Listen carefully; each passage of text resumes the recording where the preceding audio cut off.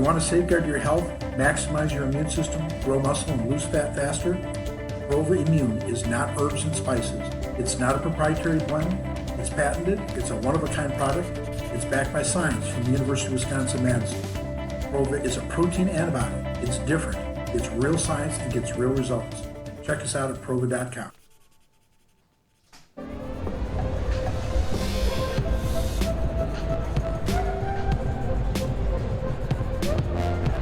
Hey guys, we're super excited to be here at the LA Fit Expo. It's our third year in a row. And what we're going to be doing today is we're going to be launching a tasty pastry. It's a low-carb Pop-Tart. It's got 3 to 4 grams of net carbs. And we love this show. This is our best place to be in LA.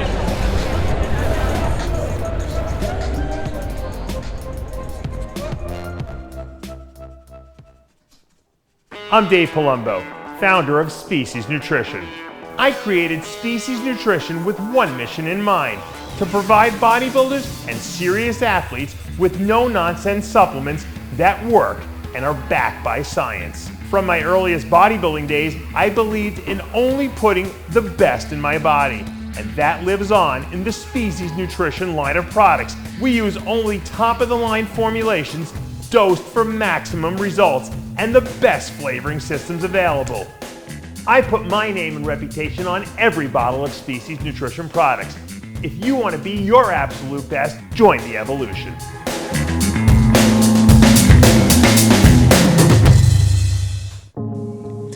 After working hard at the gym, you need a mattress that works as hard as you do. Spinalign has engineered the perfect mattress for you and your active lifestyle. Don't compromise your recovery with inferior sleep. Order your Spinalign mattress today.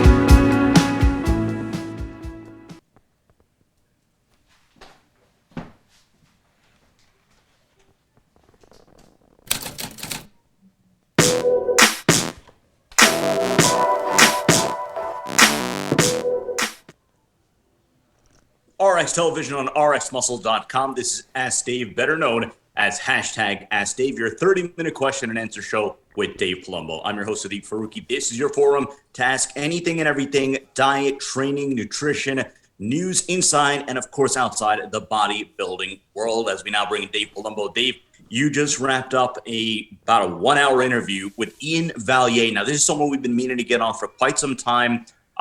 We wanted to get him on before the Tampa Pro, but he was very, very wrapped up in his prep. And you wanted to get him on to talk about what happened in the Tampa Pro, of course, finishing runner-up to Hunter Labrada. If you want to give the audience a little primer before we put it up on the channel. Yeah, I had watched, he had done an interview with Fouad Abiad, and he talked about the fact that the stress and the pressure of the show got to him. And, I can relate to that, in terms of sometimes people, crumble. Not many people are like Jay Cutler, that they have that mindset that's so absolutely powerful, and Dorian Yates, stuff like that. So I wanted to get into that. I wanted to get into, with him, what bodybuilding meant to him. How important was it? Did he really enjoy competing or not? And he was it was a very honest interview he gave. And I think people are going to really enjoy it, because I think people are going to be able to relate to it. Because I think one of the things that came out was that guys like Luke Sandow, while they loved bodybuilding, they didn't really enjoy the competition aspect of it as much, because it was a lot of pressure for them. And, if you can't deal with pressure, or if it doesn't become fun anymore, sometimes you have to go a different direction, and so that was one of the big topics we talked about in the interview. And I think you guys will enjoy it and take a look at it. And, because not everyone thinks, well, if you're at the top level of your game, you should love it. It should be great. I mean, it's not that easy. When you get to that level, people respond differently to stress. Look at the actors. Some actors are rock solid their whole entire careers. Other actors, they become super famous, they make a ton of money, and then before you know it, they're like arrested, or something crazy happens to them, or they die young. So you gotta, everyone's a different type of individual, and we all respond to the stresses of life differently. And it's a very important interview, I think, for all of us out there who bodybuild should watch, because I think it's applicable to all of us. Well, as everybody knows, and as anyone has seen Ian on our channel, on other channels, really one of the more insightful minds in all of bodybuilding, a bodybuilder himself, but also a coach, best known coach to Chris Bumstead, his brother-in-law. But it is a very, very, very insightful look into his psyche. So something that, fans of bodybuilding, and of course those who, saw the Tampa Pro transpire a couple of weeks ago, wanted to see what was going through his mind then and after. So much was made, between prejudging and finals, and how, I guess, apparently he had deleted his Instagram. So he talks about everything, and it's a really, really, really in-depth interview. So you're not going to want to miss it. We're going to put up on the channel tomorrow, Thursday afternoon, on RxMuscle.com and the RxMuscle YouTube channel. If you're watching us on YouTube for the first time, hit the subscribe button below, hit the notification bell so you don't miss any of our new content, of our new uploads. Of course, as soon as that interview goes up with Ian, you're going to see that as well. If you like what you're watching, hit the thumbs up button, comment below. Obviously, it helps us a lot. And as always, we thank you for all of your support. Let's go to the questions. The first two questions from the Dave Palumbo Experience app. The first question, Dave, something you talk about quite often, and the value of fat. Well, the question is, why is fat essential for building muscle? It's a good question. I've talked about it before, but it's worth re-mentioning here and revisiting. And I think a lot of people think it's not relevant. And I think a lot of people originally thought, and myself included when I first started, that fat was just a fuel source essentially, and that we really didn't need very much of it for bodybuilding purposes. That it was all about protein. But when you think about all the hormonal aspects, the steroidal hormones, all the fat-soluble hormones are made from fats in the body. All of the cholesterol carriers, HDL, LDL, is made from fats. Every membrane that surrounds every cell in the body, also known as the cell membrane, is made up of essential fatty acids and some saturated fatty acids. So when you break down muscle tissue, or your body replenishes any tissues that it breaks down, whether it be the internal intestinal lining, the body's in a constant state of remodeling. Okay. But specifically in a very, very high state of remodeling because of the fact that we're in the gym destroying innumerable amounts of muscle cells on a daily basis. We need the building blocks of the fatty acids, specifically the polyunsaturated fats, the omega-3s and 6s, because these are used to rebuild those membranes. So not only is the protein component of the muscle cell broken down, but the cell membrane component is as well. So if you want to maximize your gains and recovery, you need to take in a certain threshold amount of fat. Now, for each person, it's different. It's usually body weight dependent, but some people have higher requirements than others. I have a very high fatty acid requirement in my body. I could eat, if you say how much fat I eat on the course, I probably eat almost as much fat as I eat protein during the course of a day. I think my body uses fat as a fuel source really readily, but it also for repair purposes. And until I restored fat, to an optimal level in my body, because I was one of these, late 80s, early 90s bodybuilders, we ate protein and carbs, that was it. And I could not grow. I got stuck at a point and I couldn't gain any mass. And I've told the story before about McDonald's and all this stuff, but the bottom line is you cannot deprive yourself of any essential nutrients in the body. And that's why taking an essential fatty acid supplement like the Omega-Lyze formula that I make from Species Nutrition is so vitally important. At least if you take that, you have the essential fatty acids that your body absolutely needs and cannot create on its own.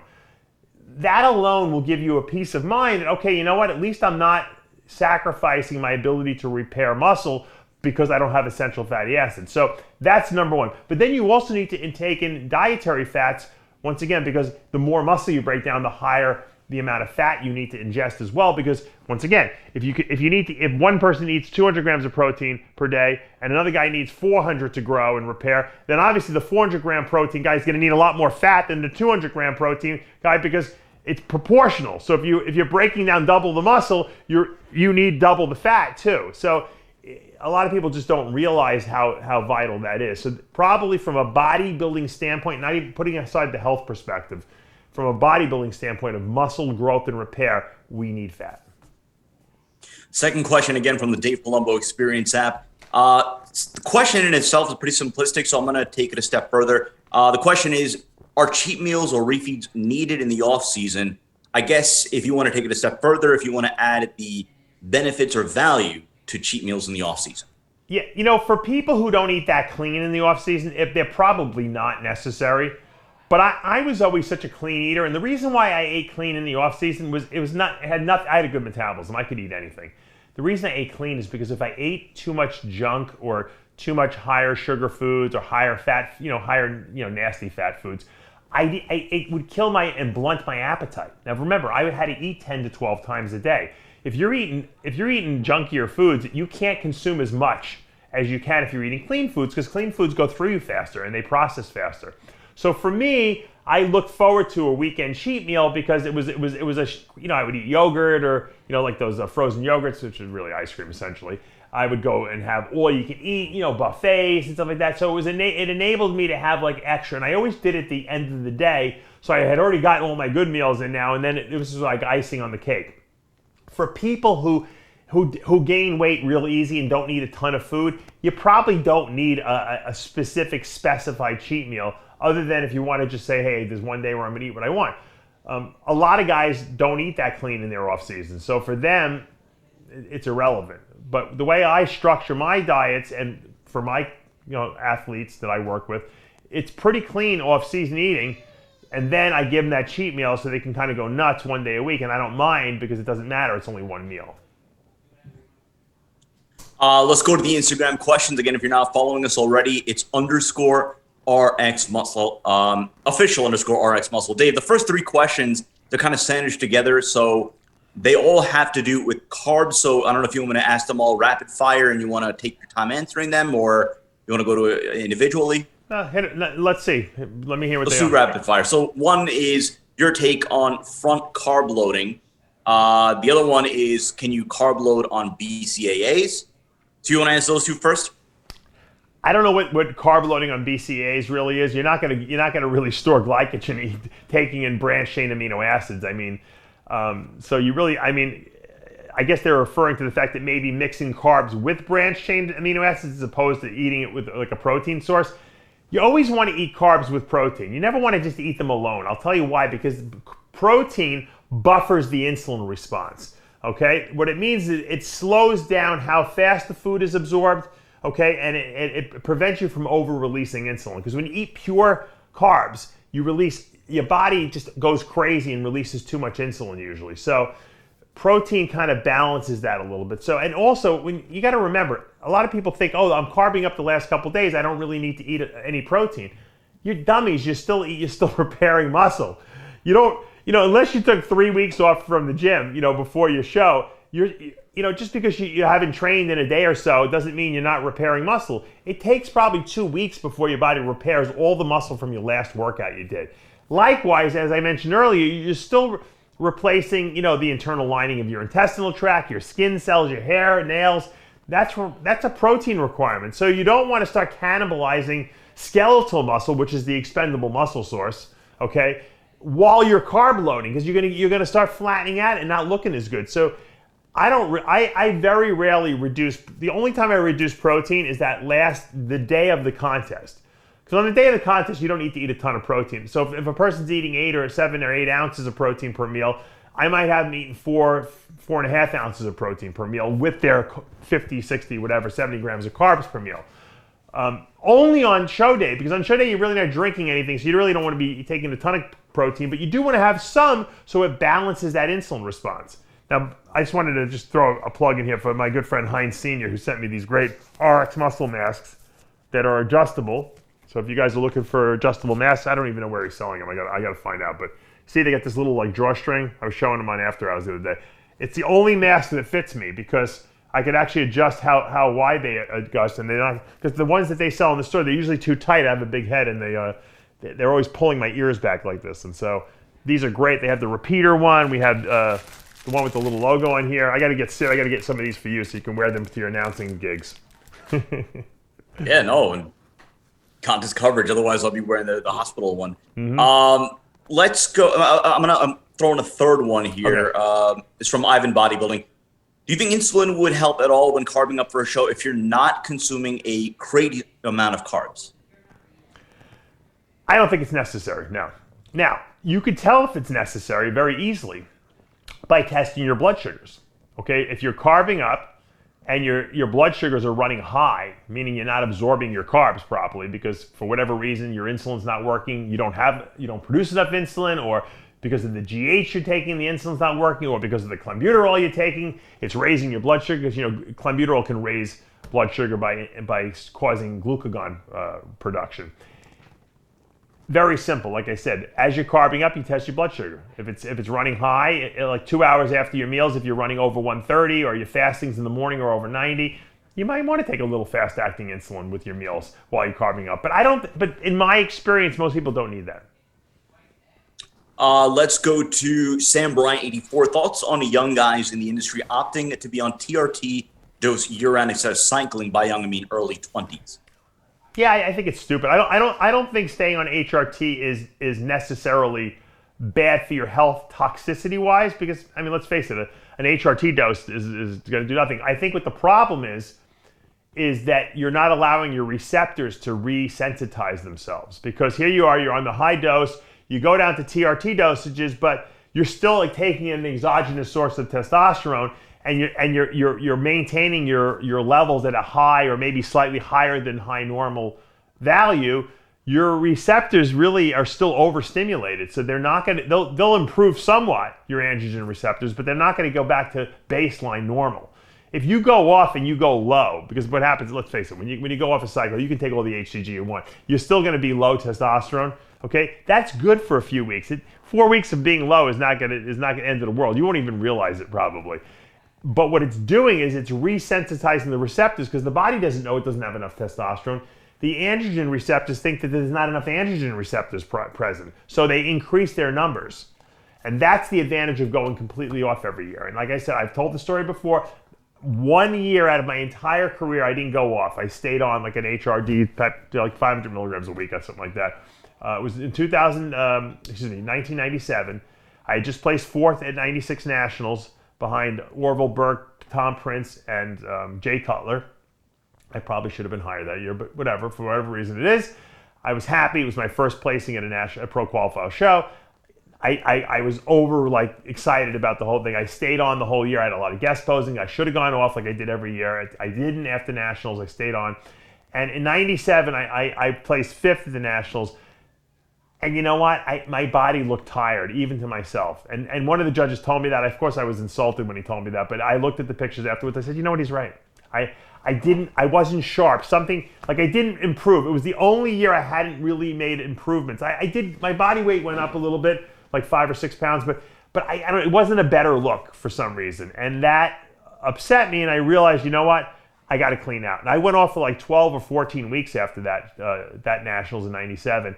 And I thought I looked and felt way better the following year. So, for whatever it's worth. Let's go to JDJ Bershaki. Your take on doing standing calf raises one leg at a time. My feeling is that it allows for a greater mind-muscle connection. Obviously, the weight will have to be reduced because you're doing one leg at a time. Would love your opinion or thoughts. And furthermore, is that something that you tried during your bodybuilding career? You can't do standing calf raises one leg at a time because it's impossible to balance. The weight would have to be greatly reduced. But what you can do, and what I used to do sometimes is every maybe other workout, I would go on a leg press machine. They have that little pad that extends, and I would put my foot and I would do one-leggeds on there with lighter weight, of course, because now I don't have to balance myself. I'm kind of laying in a comfortable position, and I can do my one leg at a time. And this way, I would make sure that both gastrocnemius muscles on the right and the left leg were getting equal work. And if one was a little behind the other one, I would do a few extra reps for the weaker or smaller calf. And I felt that kept the balance really well. However, as my career progressed and my calves kind of came up and they looked pretty good, I was able to kind of balance it just doing standing calf raises with both legs. I kind of knew which leg was the weaker one, so I would kind of favor that one when I would do the two-leggeds, and I kept my legs pretty much in good balance. But initially, when I had the little bit of an imbalance, that's what I would do. Don't try to do a standing calf with the pad on top of you, standing one leg at a time. You'll never balance. You'll wind up twisting your ankle or something like that. It's not worth the aggravation and the possible injury. He actually had a second question as well. Your take on assisted pull-up machines that a lot of gyms have. I've been incorporating into my back training rather than regular pull-ups. And I feel it allows me to really focus on hitting the lats, back muscles, and getting a great overall contraction. I like the assisted. It's kind of like you kneel on the pad, and it kind of like you can set a weight stack of how much assistance it's giving you as you're doing those pull-ups. And I used to, when I hit a certain weight, I don't know if it was about 280 or something like that, 270. When I hit a certain weight, I couldn't pull my body weight in anymore. It was just, I was too heavy. And most of my weight was in my legs, so it was like dead weight hanging there. So what I would do is I would usually every other back workout I would do the assisted pull-up machine, because I still think pull-ups are the best back exercise. The problem is when you get very heavy, it's hard to pull your body weight up. And I'm a guy who is a stickler. I would get my Versa grippers on there, and I would literally pull up till my chest hit the bar. I mean, that I believe in full range of motion, and it's very hard to do that when you weigh 300 pounds. So by kneeling in that little pad and giving you that assistance, you can counterbalance it as much as you want, depending on how much you put on that weight stack. It definitely gives you the ability to still do pull-ups without having to worry about you being too heavy. Let's go to John Patty Curran. Dave, the maximum amount of scoops of whey you should put in a shake without it being a waste of protein. I've used up to 6 scoops in the past before bed to try and curb hunger and satisfy my sweet tooth. I'm a bit concerned that A, some of the protein will not be utilized, and B, it may be stressing out my digestive system. Yeah. People who tend to do too many scoops, like I knew a kid who was doing like 100 grams of whey protein like 4 or 5 times a day. That's a lot of protein. Their breath would stink of, and it wasn't their breath really, it was an internal body odor. They were just reeking ammonia out of them. And that's just because the kidneys and the liver couldn't deaminate all that. They were overeating protein, that means. If you got an ammonia breath coming out of your body, you're probably eating too much protein or something toxic is going on in your body. So, 60, maybe 70 grams the most of protein per meal is probably max what I would do. I think 60 grams of whey isolate, like if you did 2 scoops of isolized, which is about, it comes out to about 55 grams of protein, that's ideal. You don't really need to go much higher than that. I'd rather you do more frequent meals or shakes than try to jam more into each meal. Because remember, you can only utilize so much per meal. In other words, and it's really dependent on how big you are. So if I'm 300 pounds, let's say I could assimilate 60 grams of protein. Obviously, I'm going to be able to assimilate more than, say, a person who's 180 pounds would, because I have more muscle mass. Let's say 60 grams is perfect for me. But I have a very fast metabolism, and my body metabolizes this stuff as soon as it hits my bloodstream. So instead of doing 120 grams of protein, 6 times a day, I'll do 60, but I'll spread it out, over 12 meals. That's why I was eating so many times a day, because I didn't want to jam it all into one big meal, because I knew the body couldn't utilize it all at once. So I kind of experimented and saw how much my body could handle, which for me was about 60 to 70 most grams of protein per meal. I would never go over that, and especially with shakes, because shakes get absorbed so quickly, all in one shot. If you eat a steak that's 70 grams of protein, it's going to take you 8 hours to absorb that whole steak, okay? Because the digestion is so slow. But whey goes right in. So if you're infusing that much protein into the bloodstream that quickly, your body has to break some of that down and get rid of it. And that's just a waste. It's a waste, number one, of money, but it's also a waste because it's causing your body to have to work harder to break down the stuff when it doesn't need all that protein. Let's go to Jonathan Mills with the reclassification of HCG by the FDA for TRT, HRT related purposes. What are your thoughts on clinics prescribing, and forgive me if I get it wrong, Gonadorelin as a substitute? I know that most compounding pharmacies don't want to pay for the new licenses, of course, but is this going to have much of an effect on TRT, HRT efficacy? TRT is really predicated on a replacement dose of testosterone. So the enanthate shot you take or the tesipionate shot you take, that's really what's giving you the bang. The HCG is kind of just stimulating the testicles. HCG is more of a post-cycle, or if your body, for some reason you want to turn your body back on because you want to try to get your wife pregnant or something like that, it's really not necessary. To be honest with you, and really honest, I don't think I took an HCG shot. I only took an HCG shot once a year because that's when I would go off. So I would do cycle the whole year, off season into pre-contest. After the show was over, I did my HCG for 2 weeks, literally. That was it. And then I stayed off for 6 or 8 weeks, and then I went back and did it again. I never took HCG off. There's no reason to. It's like literally going to the beach, to enjoy the sand and bringing like a little Ziploc bag of sand with you and saying, ooh, look, let's throw this on the beach. We're going to have a lot more sand now. You're not going to even know it's there. You're basically wasting. You might as well just keep the sand at home because you're wasting it, because you're not going to even know it's there. It's not doing anything in relation to what you're taking already, because you're taking so much more injectable testosterone that little bit of HCG that's going to cause you to produce a little bit of natural testosterone is not doing anything. Okay, now, having said that, if you're on an HRT dose of testosterone, which is 100, maybe 200 milligrams a week max, and it's not going to be a super, super high amount, and you want to take a little HCG with that to keep your testicles working, just to feel good, because maybe the TRT dose is not giving you enough in terms of sex drive increase, that's fine. But on cycle, it doesn't even pay to take HCG while you're on the cycle. Let's go to Mod Zalewski. Lucas, low IGF-1 level despite high GH level on blood test, pharma GH. Should you pay attention to it? Apparently, the level of IGF in the blood is not reliable, and we should be interested in the level of IGF in the muscle, and that can only be checked with a biopsy. Your thoughts? Growth hormone injections don't cause increases in IGF, basically local muscle IGF. There's two types of IGF. There's the IGF that's systemically produced, and that's from the liver, essentially. You take a GH shot, or your body releases growth hormone, it goes to the liver, it tells the liver basically produce IGF-1, okay?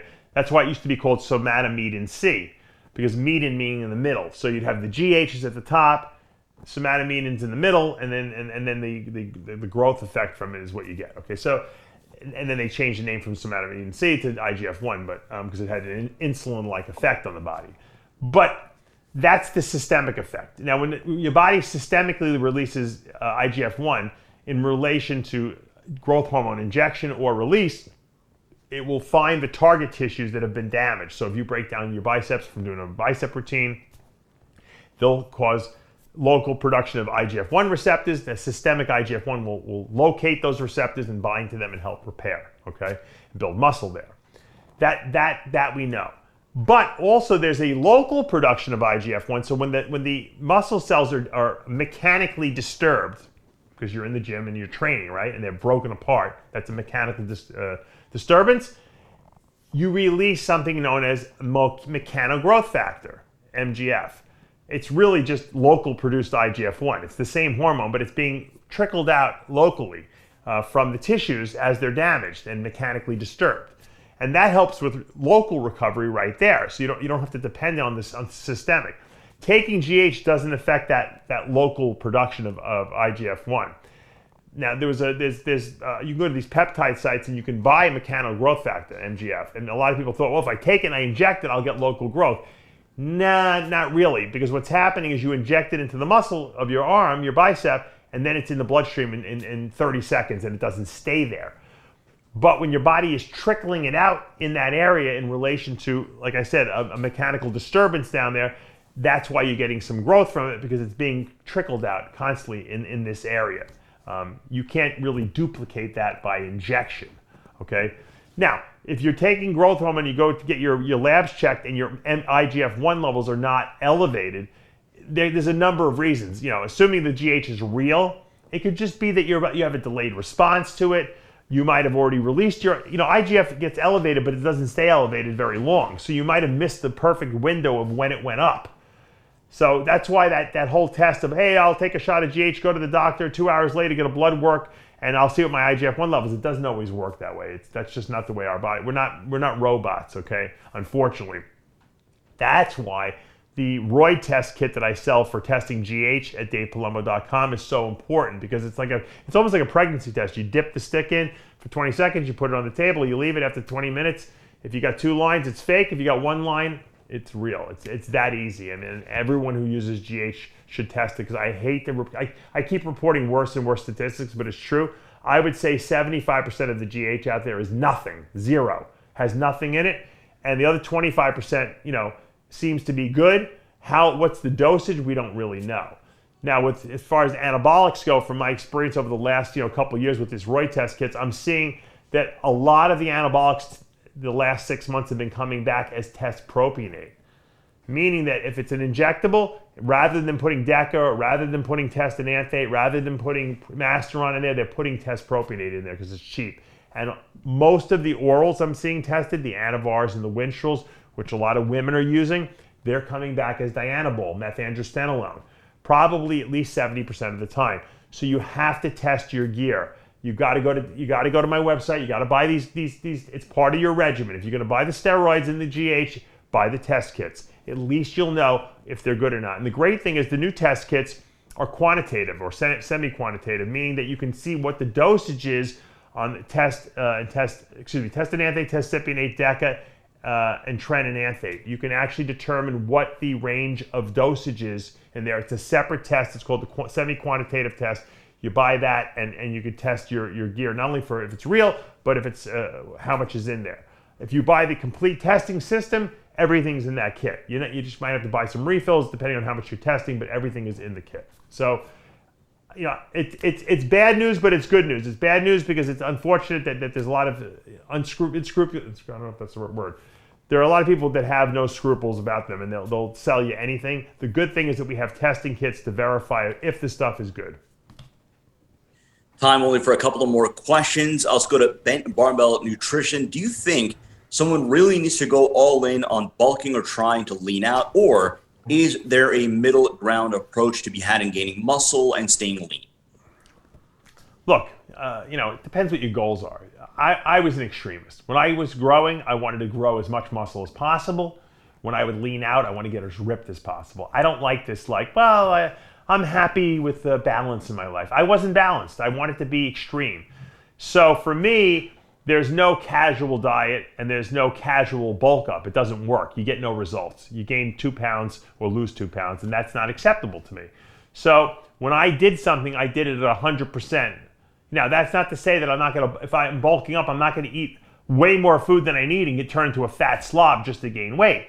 It means I'm going to specifically target my diet so that I know that I can maximize gains and recovery, okay? And not worry necessarily about getting bloated, or not necessarily worry about, I have to stuff 8 meals or 10 meals down my throat every day. It's too much. I don't want to be bothered. I feel bloated. I didn't make those excuses. I said, this is what I want to look like. And I know what I got to do to look like that, so I'm not going to make excuses. If I feel like I'm going to throw up half the day because I hate eating all that food, so be it. I'm getting that food down. Let's go to Shawnee Boy Fit. Dave, how do you feel you would have done competing in this era? Do you think you would have gone pro easier, relatively speaking? And do you think you would have made it to the Olympia stage? What, if anything, knowing what you know now, would you have done differently, again, had you competed today? I think I definitely would have been pro because I think it would have been easier for me to turn pro. There was more opportunities, Think about it, I placed second twice at a national level show. I mean, now they're giving pro cards for top 2 at nationals. So I definitely would have turned pro. How I would have done as a pro, I don't think I would have made it to the Olympia stage unless I hit a show and got really lucky and won because I was the only guy there that was like shredded and big, because there were guys that just, the structures even today, these guys have such beautiful structures. I can't see winning a pro show today. Back in the day, you placed top 3, you made it to the Olympia. That's not the case today. So I don't think I would have made it to the Olympia stage. I probably would have placed top 5, maybe at a couple pro shows. I definitely would have gotten a pro card, like I said, just because I think it would have been easier. And I probably would have made a lot of money because, they didn't have social media when I was competing. So, people like to see big, freaky guys. If I would have documented what I was doing and eating, I think people would have found it entertaining. I would have been doing what I'm doing now. It just would have been in a different perspective. Would have been more in relation to me rather than in relation to what everyone else is doing. Last question now. You're going to have to tell the story a little bit to preface. Who would win in a fight, you or your dentist? It's a good question. I don't know.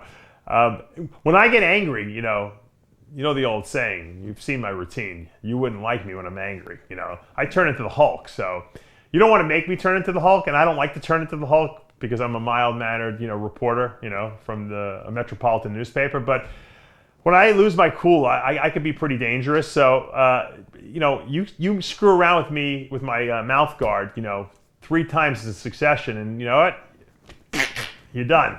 So I think I would take the dentist out. He's a little on the skinny side, but he is a little younger than me. But When I hit him with the Hulk smash, that's it. It's over. We had to get this one last one in from Surge Body Deb. Is there anyone in bodybuilding that you haven't met before, but you wish you had the chance to meet them in person? It's good. That's a good question. Yeah, I've never had to sit down with Arnold Schwarzenegger. I don't know why. I accosted him at a buffet once before at a Hall of Fame ceremony and asked him about the meatball he was eating. But I don't know why. I just never got a chance to interview and really sit down and even talk with him. I've shook his hands before. He's come by my booth before, and we've said hello politely. But I've never really had a chance to sit down and talk shop. I would have loved to hear some of the Arnold stories and just sit down and get him in a relax. Even if it wasn't an interview for for a channel or anything like that, just to shoot the crap with Arnold. I think that would be interesting. I'd like to know what he's like. Just hanging out, because I heard he's very funny, and I heard he's really cool. When he hangs out with all his buddies, he grew up with, all the bodybuilders, he'll make Ralph Moeller hit most muscular shots. And, he'll he used to tell Frankel all the time to hit poses, and, they would have fun. So I know Arnold's got a good sense of humor like that. And, I'm kind of like that too. He's sarcastic. He doesn't take himself that seriously. So I guess it would be Arnold. That was really, Lou Ferrigno was my other guy I really looked up to coming up, and Dorian too. So those guys I kind of am friends with, so I can't, that kind of checked that box off. But Arnold was always that elusive, because I kind of got into the sport when he was almost too popular, so to speak, and I couldn't get close enough to him in that sense. And so, yeah, I guess it would be Arnold, because he's kind of like an enigma for me, because I don't really know him on a personal level. And that's going to do for this episode of Ask Dave. Reminder, tomorrow episode, the interview with Ian Valier going up tomorrow afternoon. Stay around 2 o'clock Eastern Standard Time on RxMuscle.com and the RxMuscle YouTube channel. Of course, if you have not yet already subscribed, hit the subscribe button below, hit the notification button. You're not going to miss any of our upcoming segments or any of our content. And of course, if you like what you're watching, hit the like button, comment below. Appreciate your support as always. For Dave Palumbo and Tyler Shore, I'm Sadiq Faruqi. We'll see you next time.